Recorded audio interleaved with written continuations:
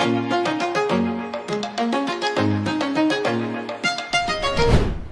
my name is Tina. I come from France, where I did my studies in English linguistics. I also studied in Wales and in the United States of America. After I graduated, I decided to come here in the IIT Gandhinagar to teach French. I've been really well welcomed here. This is my first time in India and I love it. It's amazing.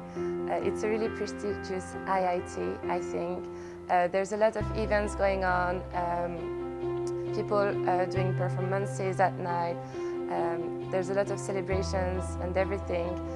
Students are amazing. They're really into learning and I really enjoy teaching here. I think this is the best experience abroad I've had so far.